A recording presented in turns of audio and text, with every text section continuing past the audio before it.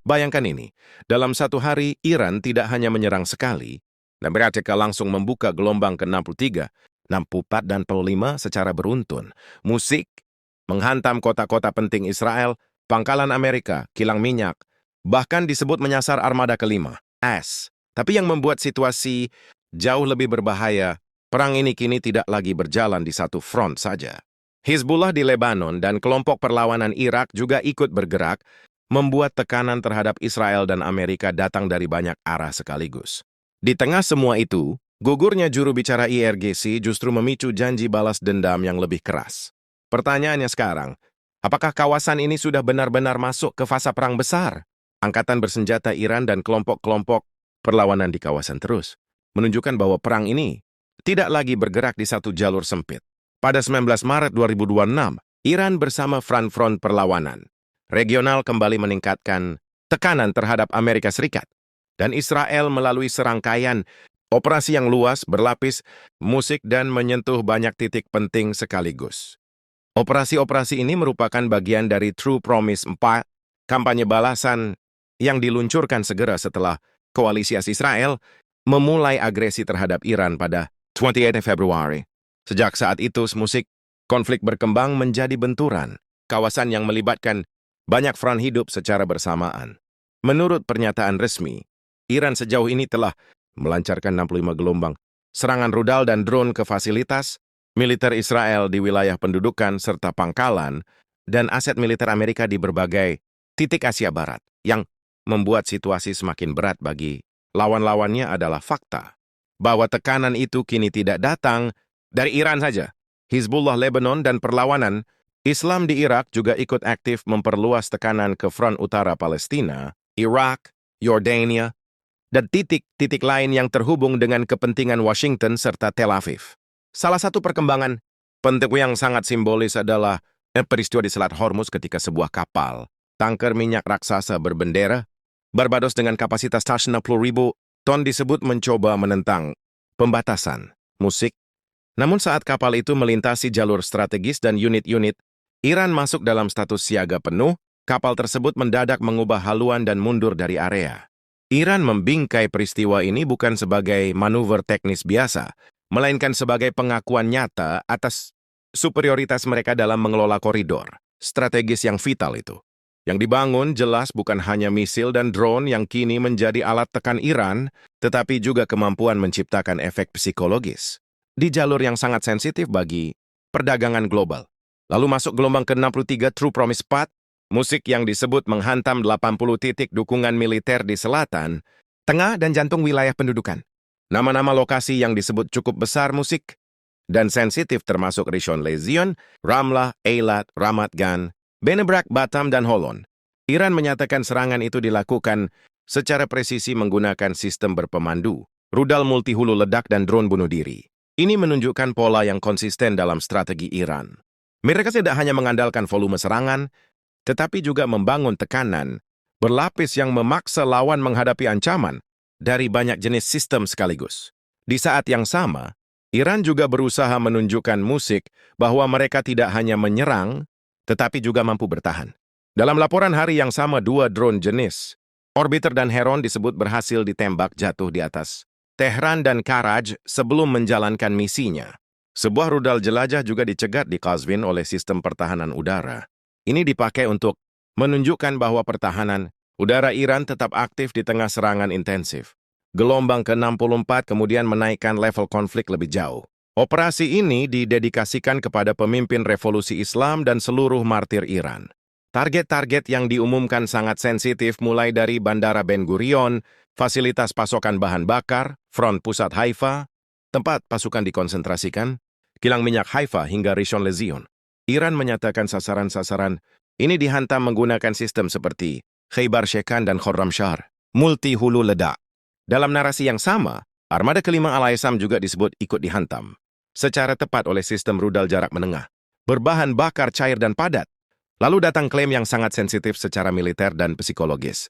Iran menyebut sebuah jet tempur strategis F-35 milik Amerika terkena dan mengalami kerusakan serius akibat sistem pertahanan udara canggih terbaru milik IRGC di wilayah udara Iran Tengah. Nasib jet itu disebut belum diketahui. Bersamaan dengan itu, Iran juga menyatakan telah berhasil menembak jatuh lebih dari 125 drone Amerika Zionis yang menyerang. Musik. Bagi Teheran ini bukan sekadar pencapaian taktis, tetapi bukti bahwa sistem pertahanan udara terpadu mereka semakin efektif. Jika klaim ini dipercaya publik domestik musik dan simpatisan regional, maka efeknya akan besar. Kepercayaan diri Iran naik, sementara citra teknologi superioritas lawan tertekan. Gelombang ke-65. Kemudian menambah tekanan ke arah yang lebih ekonomis dan strategis. Musik. Dalam operasi ini, kilang minyak Haifa dan Ashdod disebut dihantam bersama sejumlah target dan pusat dukungan militer lain. Ini sangat penting karena dua lokasi itu termasuk sektor pengolahan minyak terbesar milik Israel. Serangan ke wilayah seperti ini membawa pesan bahwa Iran tidak hanya menyasar militer murni, tetapi juga simpul logistik dan energi yang menopang kemampuan bertahan lawan.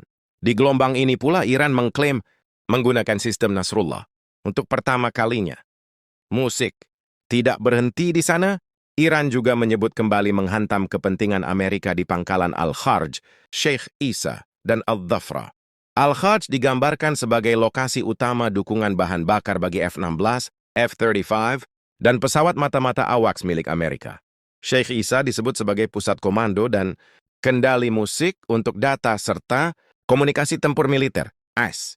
Ini menunjukkan bahwa yang dibidik Iran bukan sekadar landasan dan pagar pangkalan, tetapi simpul-simpul yang membuat operasi militer Amerika bisa berjalan. Angkatan Darat Iran juga ikut membuka front tersendiri. Mereka menyebut telah menyerang apa yang digambarkan sebagai Kementerian Keamanan dalam negeri Israel di Al-Quds, Channel Terdini di Tel Aviv, serta fasilitas unit pasukan darat di Barakrar dengan drone.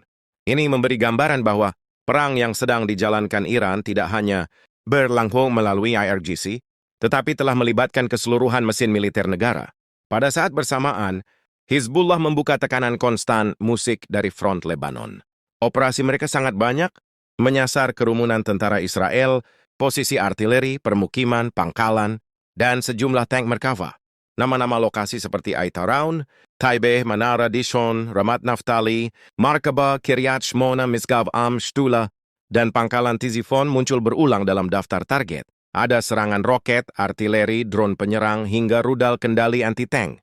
Fakta bahwa beberapa lokasi diserang berkali-kali dalam satu hari memberi sinyal bahwa Hizbullah tidak sedang melakukan gangguan simbolik, tetapi tekanan terus-menerus agar front utara Israel tetap hidup dan menguras perhatian militer lawan. Perlawanan Islam di Irak juga bergerak, menargetkan situs-situs militer penting. Amerika di Yordania dengan sejumlah besar drone. Langkah ini memperjelas bahwa tekanan terhadap Amerika tidak lagi terkonsentrasi di Irak saja, tetapi mulai menjalar ke titik-titik regional lain yang memiliki nilai strategis bagi Washington. Nilai adalah ciri perang banyak front yang sebenarnya paling ditakuti kekuatan besar manapun. Bukan satu pukulan besar di satu titik, tetapi serangkaian tekanan berulang di banyak lokasi yang memaksa lawan membagi fokus, pertahanan, dan stok respons. Di tengah semua perkembangan itu, IRGC juga mengumumkan gugurnya juru bicaranya, Brigadir Jenderal Ali Mohammed Naini, dalam serangan yang mereka sebut sebagai kejahatan pengecut ayah second Israel. Dalam pernyataan resminya, IRGC menyampaikan belasungkawa sekaligus ucapan syahid kepada pemimpin revolusi Islam, Ayatollah Sayyid Mojtaba Khamenei, rakyat Iran, para komandan militer, dan personel media. Nah, ini bukan hanya seorang pejabat media biasa. Ia disebut telah mengabdi selama 4 dekade di IRGC, termasuk selama perang Iran-Irak dan fase-fase operasi balasan janji sejati. Ia juga diposisikan sebagai tokoh penting dalam bidang perang lunak dan perang kognitif. Karena itu, gugurnya Naini tidak dibingkai sebagai sekadar kehilangan, tetapi sebagai pemicu tekad baru. IRGC berjanji akan melanjutkan jalan yang ditempuhnya serta tidak akan membiarkan kekuatan lunak dan spiritual pasukan rakyat terganggu. Ini menunjukkan pola yang sangat khas dalam narasi Iran. Setiap tokoh yang gugur bukan diposisikan sebagai titik lemah, tetapi sebagai bahan untuk memperkeras kelanjutan perang. Semua perkembangan hari itu dirangkai menjadi satu, maka gambarnya menjadi sangat jelas. Iran tidak sedang melancarkan satu serangan besar yang berdiri sendiri, musik melainkan membangun tekanan berlapis dari banyak arah. Gelombang ke-63, 64, dan 65 musik menghantam kota-kota bandara, kilang minyak, pangkalan Amerika, dan bahkan armada kelima. Pada saat yang sama, Hizbullah menekan front utara Israel, musik. Perlawanan Irak menyasar aset Amerika, dan gugurnya tokoh penting IRGC justru dijadikan musik alasan untuk melanjutkan jalur balasan. Nah, itulah sebabnya perang ini kini tidak lagi terlihat sebagai pertukaran serangan dua negara semata. Yang sedang terbentuk adalah perang multifront, di mana Israel dan Amerika harus menghadapi tekanan serentak dari Iran, Lebanon, Irak, dan berbagai titik lain yang saling terhubung. Selama semua front ini tetap hidup, selama serangan terus datang berlapis, dan selama setiap kematian tokoh, Iran justru dijadikan musik energi baru untuk membalas, maka tanda-tanda yang muncul bukanlah mereda. Yang terlihat justru kemungkinan bahwa kawasan ini sedang bergerak lebih jauh, musik, ke dalam babak perang yang semakin luas, rapat, dan sulit dihentikan. अस्सलामुअलैकुम दोस्तों, जो है कि आपको हमारी वीडियो अच्छी लगी हो तो जो है कि हमारी वीडियो को लाइक कर दें और हमारे चैनल को भी लाजमी से सब्सक्राइब कर दें। और दोस्तों जो है कि आपको ऐसे वीडियो चाहिए तो हमारे चैनल को सब्सक्राइब कर दें और जो है कि बेल के आइकन को प्रेस करके ऑल पे सिलेक्ट कर लें ताकि ऐसे मज़ीद वीडियोस आपके पास पहुंचते रहें। तो चलिए दोस्तों जो है कि मिलते हैं अगली वीडियो में। तो अपने हमारे चैनल को लाजमी से सब्सक्राइब कर देना है और हमारी वीडियो को भी लाइक कर देना है। तो अल्लाह हाफिज़ दोस्तों, अगली वीडियो में मिलते हैं।